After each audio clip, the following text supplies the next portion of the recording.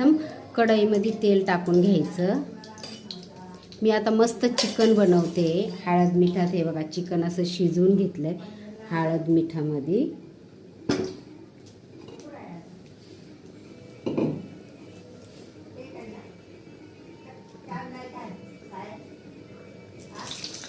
बटाटा पण टाकायचा आहे। माझी पोरगी बोलली बटाटा टाक मम्मी।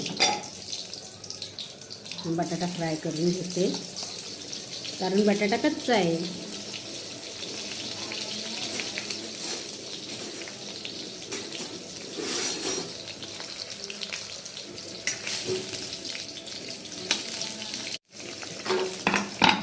इकडे बटाटा पण शिजतो तेलामध्ये आणि कांदा पण छान लाल होईल, म्हणजे दोन्ही कामं एकामध्येच होतात।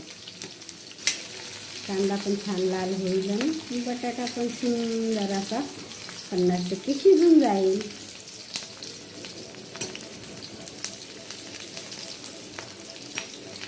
कारण जी बनवायची बटाटा चिकन भाजी, बटाटा घालून चिकनची भाजी, कारण माझ्या मुलीला आवडते ना।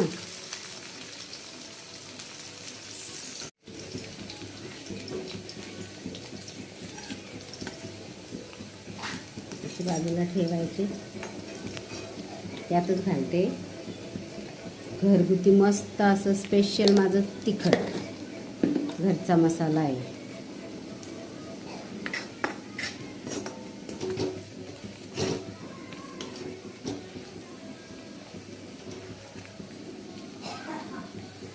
आता घालते कांदा खोबरं लसूण अद्रक कोथिंबीरचं हे वाटण, भाजकं वाटण आहे।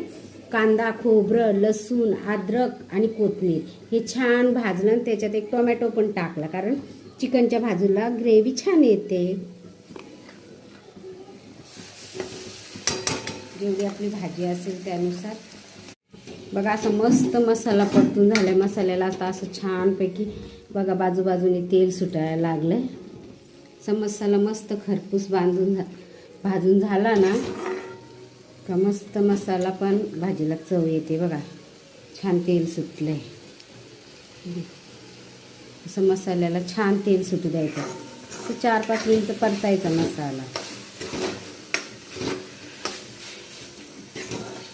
कारण झटपट आपण बनवतोय चिकनची भाजी।